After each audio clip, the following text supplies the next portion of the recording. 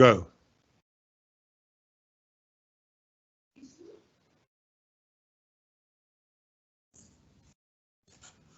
Hi, good morning and welcome to our next STEM Lockdown Digital School lesson.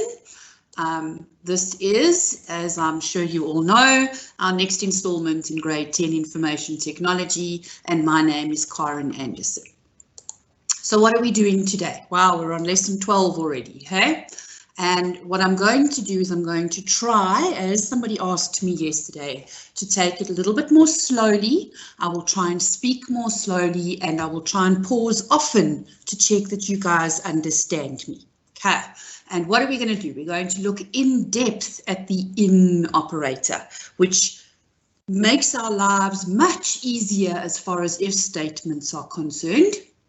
We're going to look at, and I haven't given it to you for work, so I'm just going to go through the password activity and show you how the in operator would be used in the password activity in the Dandelion textbook.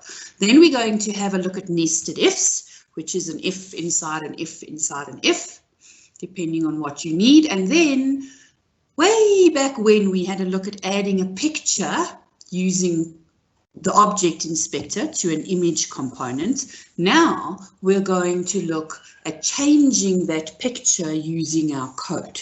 Okay, so again, it's just something that you're going to have to learn and remember. But as I always say, if you understand something, it's always a lot easier to remember what to do. So let's get on with it. Okay, so the in operator is something that can be used in an if statement if you've got like more than one condition. Okay, and the in operator will only work with ordinal data types. Now, I hope that you remember from yesterday what an ordinal data type is. Remember, the first three letters give you the clue. It is a data type that has a natural order. So the two that we're going to use in this is going to be the integer and the char data types. And you need to look very carefully at how these are used. Now, I've got some examples here, but we're going to look very closely at lots of different examples of how this works. So when I use the in operator, my statement goes, if variable name in range. And again, take note, square brackets, not round ones, square brackets. So what this if statement is testing is if I grade is either equal to 8, equal to 9, 10, 11, and 12. So everything is inclusive in this. If I grade is anywhere from 8 to 12, then this if statement is going to say you're in high school. Okay, and remember my two inverted commas or my two quote marks there to make sure that my apostrophe appears in my output, just as a little aside.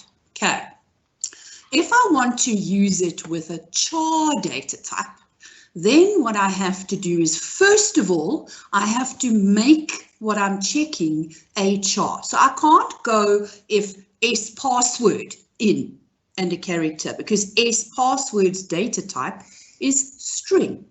So I have to use my index and say, okay, if the second character in S password is one of these, then second character is not a special character because of the not.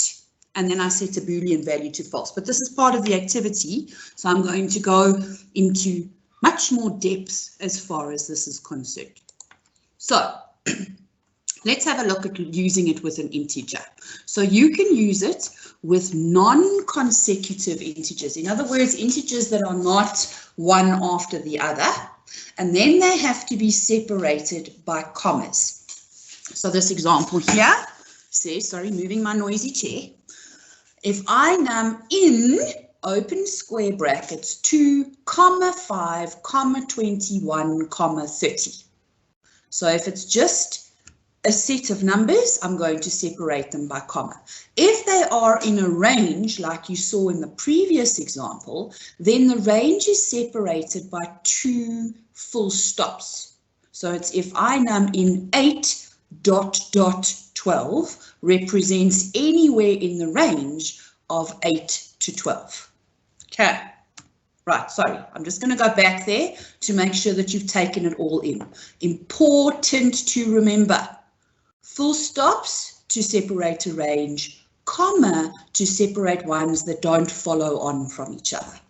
Okay, all right, so now somebody is asking me a question. I think I'm looking at the wrong thing, but I'm going to answer you anyway. If we made a password 4 characters long, oops, I lost you. If we made a password 4 characters long, would we have to check each? Yes, yes, Callum, you would have to check each character individually for now. Okay, well, actually always, because you remember that the in only works, and let's have a look at the char with our ordinal data types. Okay, so that means it will only check 1 character at a time. You cannot, even if you've got a password 4 characters long, you cannot say if those 4 characters equal something. You've got to say if the first one equals this, if the second one equals that, if the third one equals that. Okay, so let's have a look at how we use it with the char data type. So in operators are case sensitive. Remember, we've discussed this. So if I say, and I'm going to show you an example now. There we go. I'm going to have to go back. If I say I want to check for A, E, I, O, and U, then I have to upcase that character, because if the user entered a lowercase a, it's not going to recognize it. Okay, so I'm going to quickly go back here just so that we can carry on with this. So remember, case sensitivity. All right, we have another question. Okay, since next week is a 3-day week and there will be no new work, well, these lessons will still go on for the 3 days that are not public holidays. Okay, so for my classes, you can communicate with me via email and I'll answer you questions, but these lessons will still continue because it's not our school that's doing it. Okay. All right, so let's have a look back at the thing here. Please take notes. I did mention this yesterday, but I want to make sure that you understand. If you apply the uppercase function to a char data type, then it turns it into a string, which means that the in operator won't work anymore. So if I had to do my if statement with uppercase, it's going to give me an incompatible types question. Okay, the characters in the square brackets all need their own inverted commas. So let's have a look. I had this example here. So if they are again non-consecutive, my if statement is going to be if upcase S word 3. In other words, what I'm looking at is the third character of my string variable S word in A with its own inverted commas, comma, E with its inverted commas, comma, I, inverted commas, comma, O, comma, U. Each of them with their own quotes around it. Okay? If they are consecutive, in other words, because remember, we're going back to our ordinal data types, characters have an order. So I could, if I was looking for the register class and I was looking for A to G, then I would say if upcase C reg class in A to G. Same as the numbers, but A must have its own quotes, dot, dot, G must have its own quotes. And then it will look for the register class variable, which is a char, if it's A, B, C, D, E, F, or G. Okay. Then, and I'm going to go into this in more detail just now as well. Please remember what I've said about numbers that are treated as strings. So somebody's cell phone number, I know I've said this so many times, but I guarantee you somebody will set a cell phone to be an integer. So that's why I keep repeat. So if I want to check a cell phone number, I have to store it as a string, and then I would look at the 4th digit in the cell phone number and check if it was a digit. This is how I'm going to check if it's actually a number, but it's a number with quotes around it because I'm treating it as a string. Okay, so you need to make that distinction. If you're checking somebody's age, is between 10 and 50. Then you're going to go if I age in, open square brackets, 10 dot dot 50, close square brackets. But if you're checking a number that is stored as a string, it has to have the quotes around it. Okay. All right, so Reese has got another question here. Reese, so I'm going to read Reese's question because I want to make you all feel better. So how long would you say it should take to get used to writing code, like stop making stupid mistakes? Reese, I am very old and I still make stupid mistakes. Okay, so don't feel bad, it's what happens. Okay, so you just have to keep trying, and eventually, that's why I keep mentioning these things, because eventually you will actually start realizing what mistakes you tend to make, and you may be able to solve them more quickly, but you're still going to make them. Okay. All right, Ruben, if you check one digit with an if statement, how would you initiate the next if statement? So we're going to do that. Okay. And ultimately, in actual fact, this you will only do much later in the year, because to check each digit in a string would need a loop. Okay, and we still got lots to go before we get to loops. Okay, so let's have a look even closer. Like I said, guys, I'm trying to go a lot slower so that you can make sure that you are understanding everything that I'm doing. So please, make sure that you ask questions. Okay, Anonymous, how come we check the fourth and not any other one? So this was just an example, Anonymous, where let's say, and you'll see with the activity, if I want to check each separate character in a password for something different, then that's what I'm going to do, because I can't use the in operator to check the whole thing. I have to separate it. So let's say, for example, I needed you to create a 4-digit combination for a lock. And I said to you, okay, so the first number has to be either a 1 or a 2. The second one needs to be between 5 and 9. I'm going to have to check each of those principles together separately. So I'm going to have an if statement that checks that you have made the first one, either a 1 or a 2, or whatever, I can't remember what I said. And then I'm going to have to check the second character and say, okay, so this one has to be between 5 and 9, because the in will only work with char or integer. Okay, and you can see there as well, just to make sure that you guys are understanding me, that if I asked you to set a passcode, a combination code for a combination lock, that's not going to be a number, because if I said to you, set it so that the first digit is either a 1 or a 2 and the second one is between 5 and 9, how do you put that into an if statement to check what the number could possibly be? You would have to look at it as a text and go, okay, the first one must be this, the second one must be that.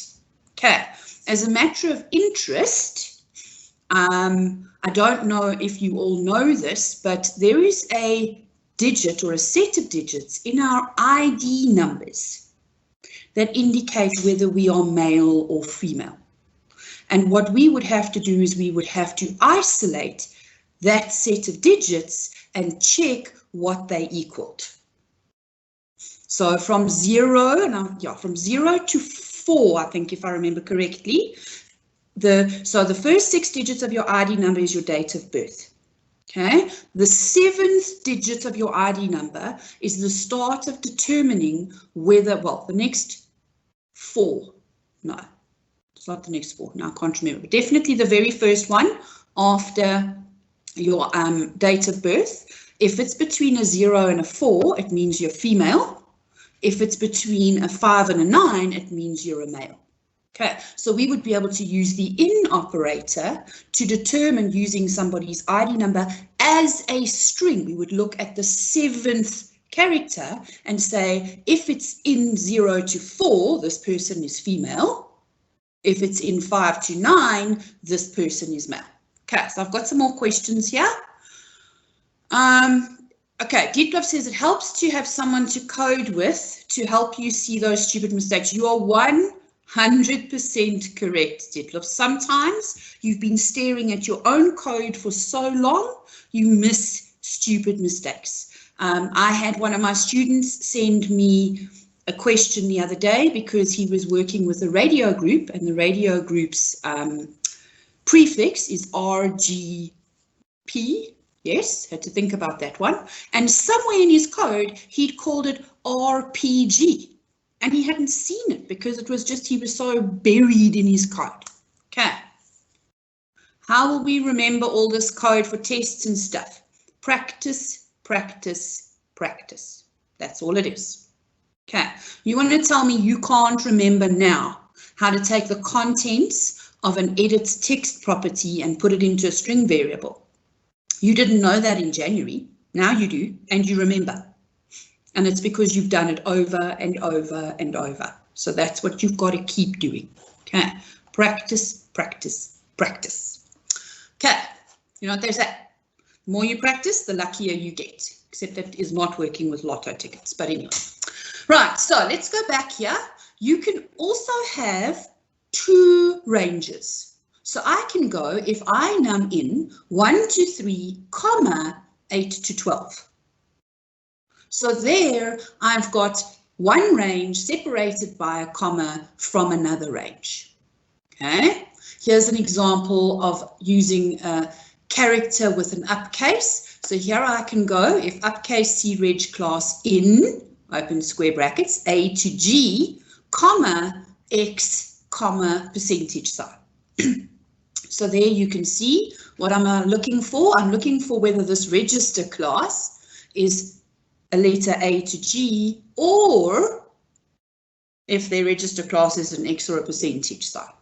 Okay, just checking to see any more questions. Okay, so Callum's asked, if SID7, yes, exactly, Callum, 100% correct. Thank you. Well done. Okay.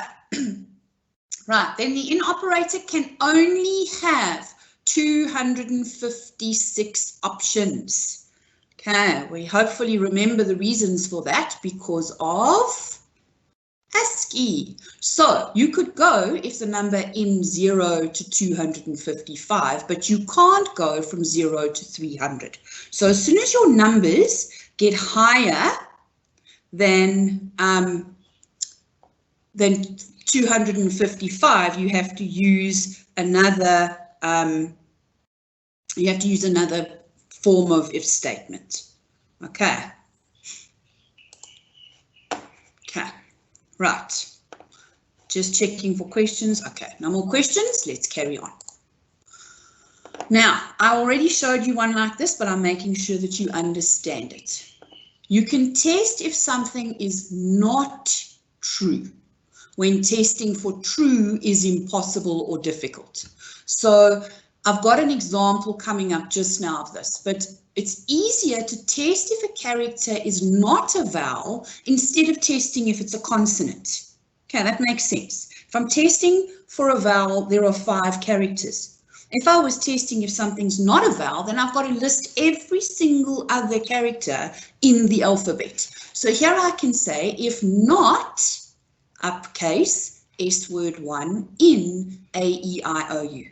Okay, pay attention to where the bracket is. The not is like a function that I'm applying to this entire statement, which means that I have to put brackets around the upcase S word. Okay. All right, just checking.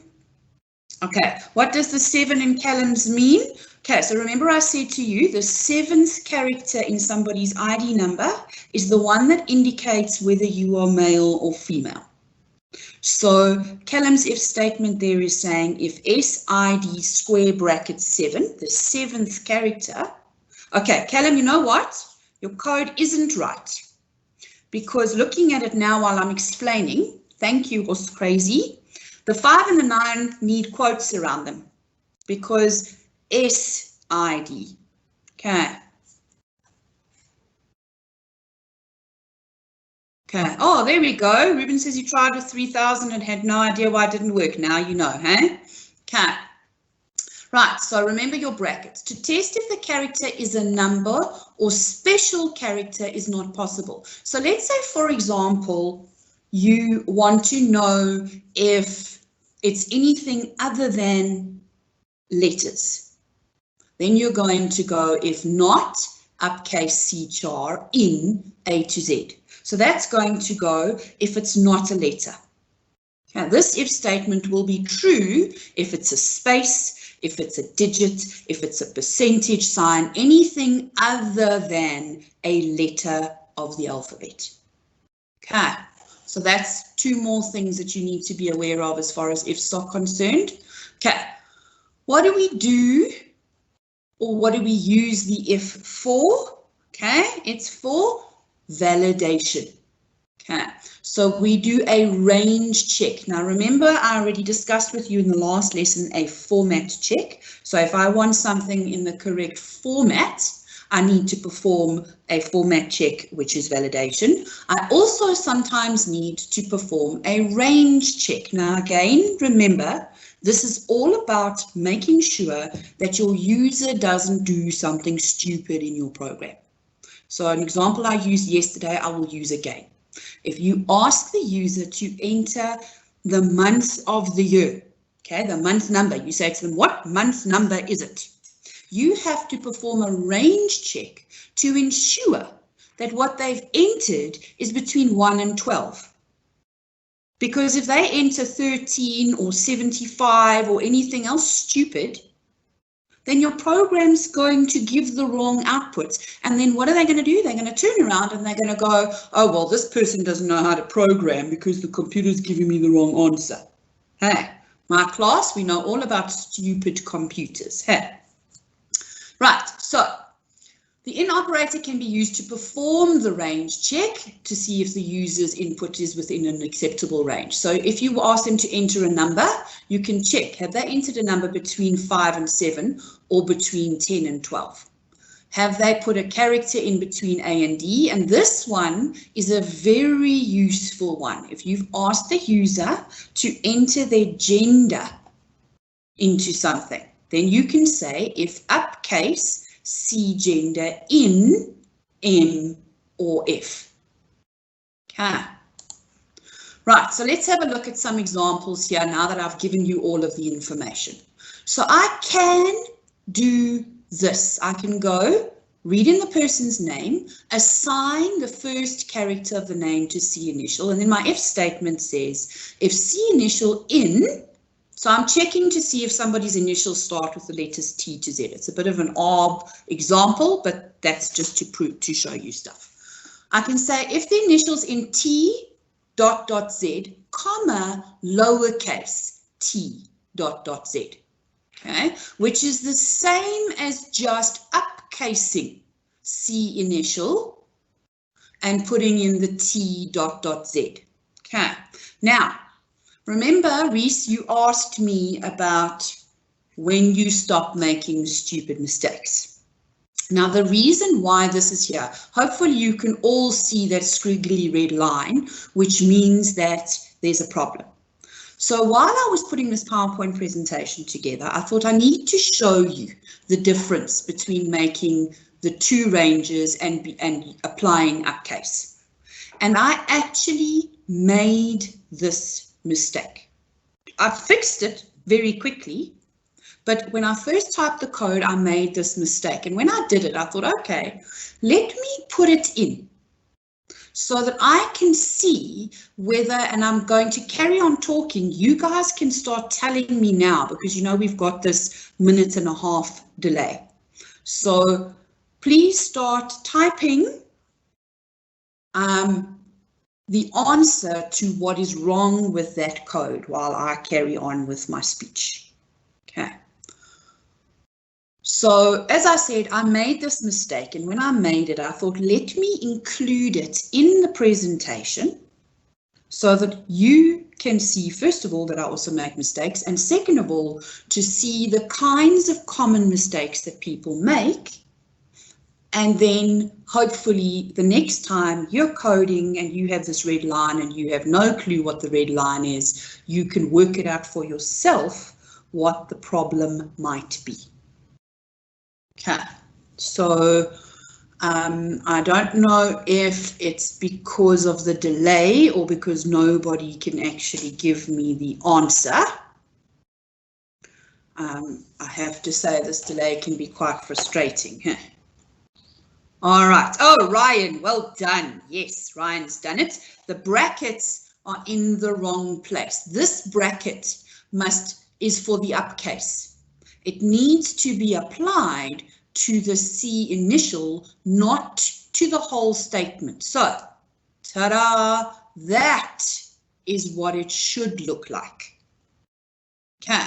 So the bracket mustn't be at the end of the whole thing here. The bracket must be around C initial because I'm applying uppercase to C initial and not to the whole if statement. So now these two segments of code do exactly the same thing. And it's up to you which one you use.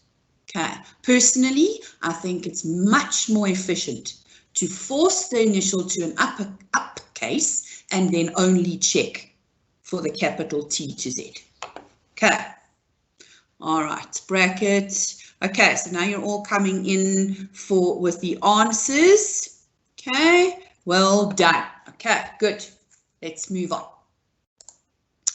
Okay, next question. Check if the first character of a password is a vowel. Now again, I mentioned this before, so I'm just showing you in real terms what this looks like. So we had this one already. If not S password 1 in A-E-I-O-U, then show message the first letter is a consonant because I'm checking if it's not a vowel, or I have to do this. And again, I had to sit there while I was doing this and go, right, A, B, C, D. Right, I can go B to D. E, no, F, G, H. So this took a much longer time than it did to come up with A, E, I, O, U, because everybody hopefully knows what their vowels are. Okay, so these two lines of code do exactly the same thing, but here again, it's much easier to put not and bracket the whole statement a vowel, basically. Okay. Right, let's have a look at a few other examples here. So to check if the user's age is between 13 and 19, I'm going to read in the age, and then I'm going to say if I age in 13 to 19. Okay, no quotes, just the numbers. Okay, and here, and this is what I wanted to show you here. If I wanted to check if the second character of the password is an odd number. Okay, now there are two ways of doing this, but I've chosen to show you this way. Okay. If S password square brackets 2 in 13579, then show message the second character is of your password is an odd number. Else, incorrect character. Okay, so here the numbers have quotes around them because I'm using characters to check, because a password is not going to be converted to an integer. Okay, I see somebody's put in a question. I'm just going to look at it quickly. Letting some people know that you can only end or put semicolon after the else portion of the code. Okay, all right, so Callum. All right, so you're pointing out that I need to remind people that there's no semicolon before else. I hope that's what you're telling me. Yes, okay, please remember that. Okay, so hopefully you all understand this section now. The fact that if you're dealing with a string that contains digits, they have to have quotes around them. If you're dealing with an actual integer value, you don't need the quotes. Okay. Anonymous, yes, I could use mod to check for odd. You are 100% right, but then I would have to convert this to an integer as well. Okay, so yes, like I said, you have two options. I could have said if string to int s password to mod 2 equals 0 would have also been correct. Okay, but this to me, depending on obviously how far up the odd we had to go. So if we had to have any possible odd number, then this would be unrealistic. Okay, although it's only 1 digit, so it actually wouldn't be. Right, now we have this if statement activity, the password menu option. And what I'm going to do is I'm going to actually go through it with you. So it's on page 9 of your textbooks, okay, the Dandelion Delphi textbooks. This is the question. I'm going to go through it with you now. I think it's important that you take the time at some stage to go back and do it on your own after I've worked through it with you. Okay, so what is our question here? So in the password menu, store the input for a password entered into the edit. Test if the password is valid and display exactly what is wrong with it. So this means that for every check you do, you've got to tell the user, no, you've got this wrong. No, you've got that wrong. Okay. If the password meets all the conditions below, display that it's a valid password, otherwise display that it's an invalid. So you've got to check everything. You've got to keep track of everything that's either right or wrong, and then display a message at the end. So what are the rules? It needs to be at least 8 characters long. So we're going to use length. The first character must be a capital letter. Okay, so here I'm not going to convert it to check. I'm just going to see if it is a capital letter. The second character must be one of the following. The third character must be a letter from the alphabet, lower or capital, and the first character must be a number. Notice character.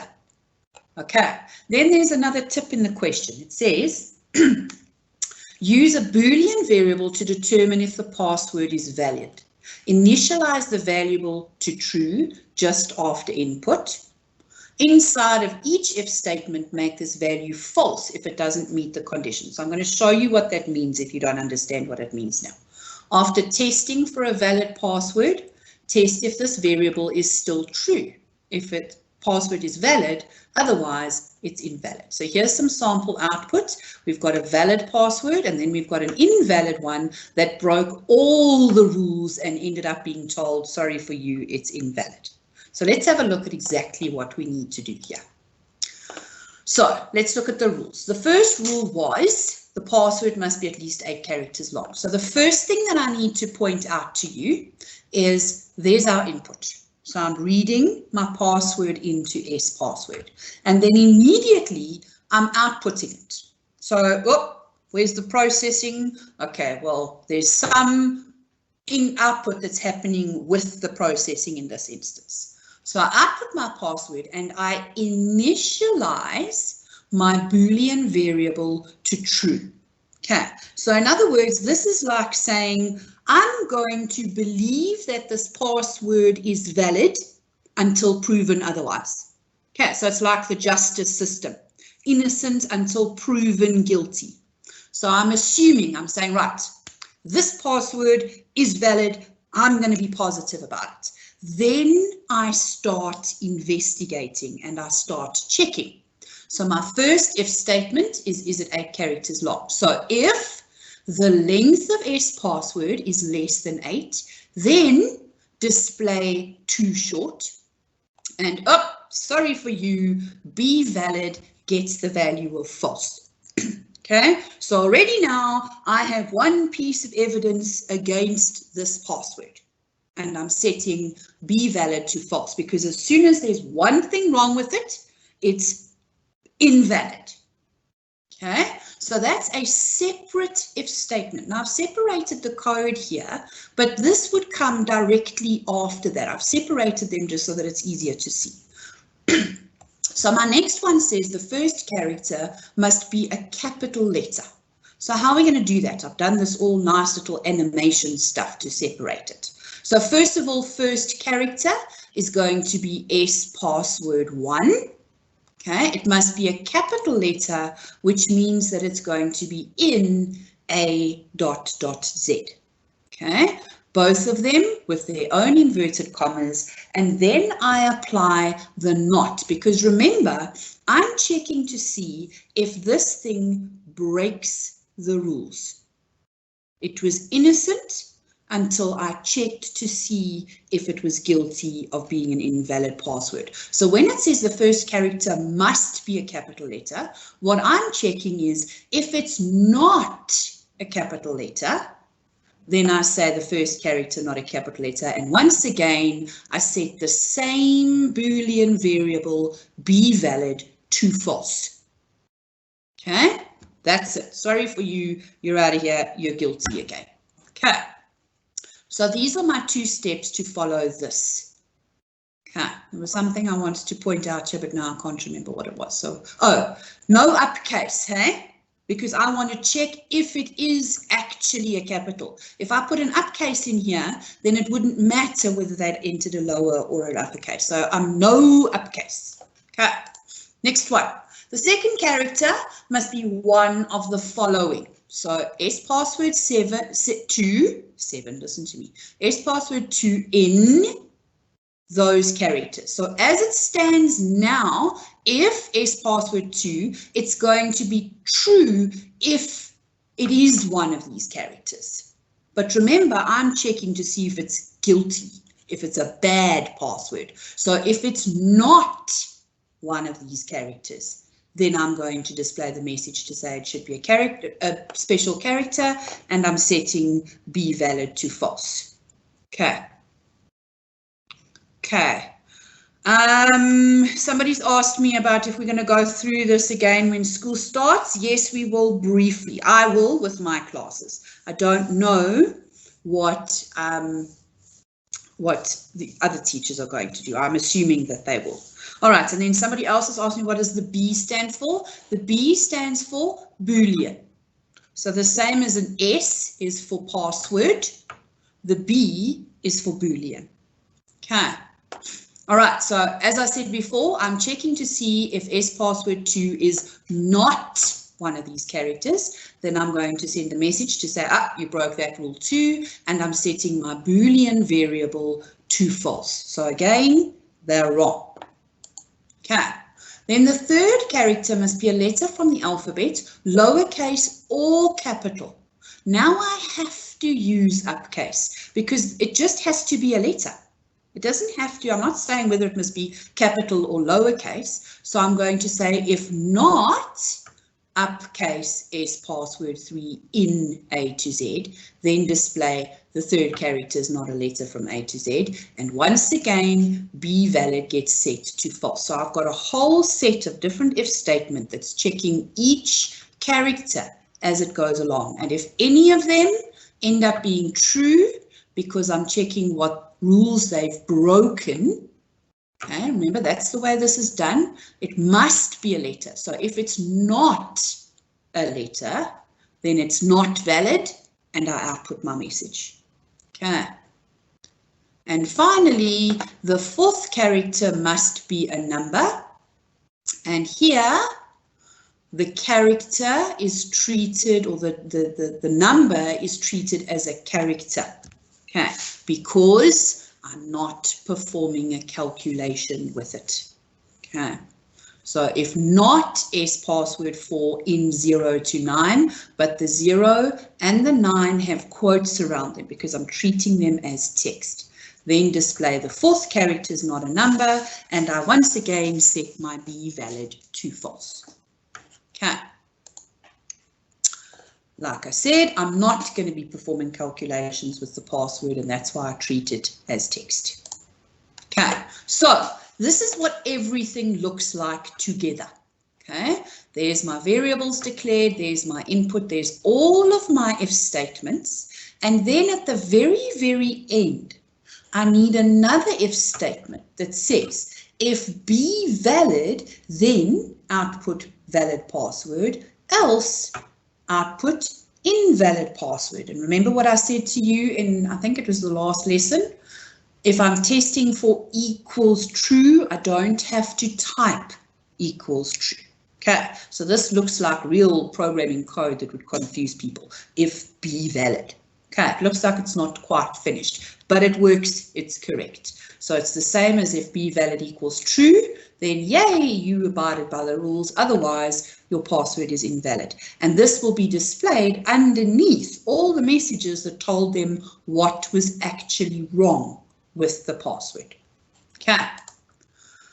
Right, now we're moving on to a nested if, and at this stage it doesn't look like we're going to get very far because we've only got 6 minutes left. But I think I'm happier with having taken my time. So before we get on to the nested if, and I know I'm going to have to wait 90 minutes, so I'll do the introduction. Is there anybody who has any questions about the in?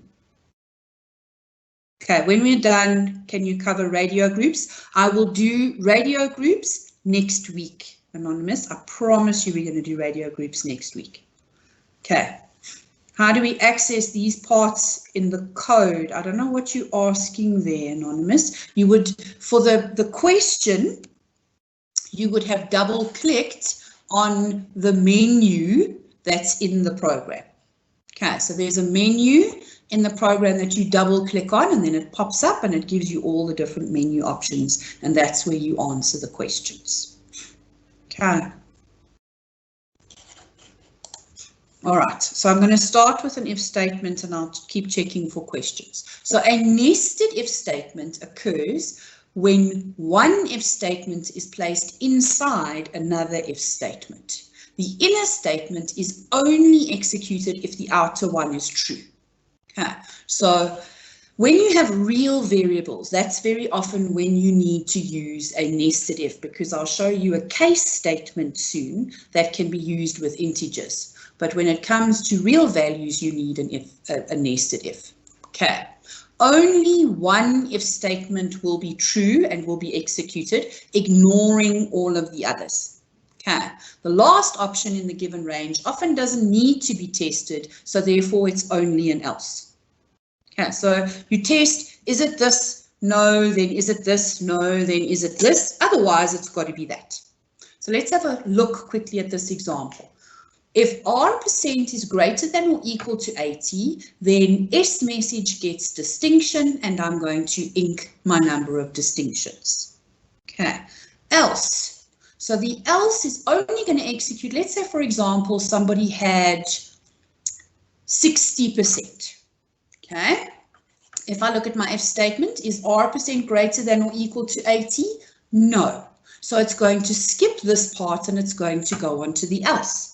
But in the else, it's going to check for the next value. So it's going to say, if R% is greater than or equal to 50, then S message gets pass and I increment my number of passes. Else, S message, so this else is not going to happen, because the person had 60%, so therefore that's going to work. If the person had 30%, it would go, if R% is greater than or equal to 80, no.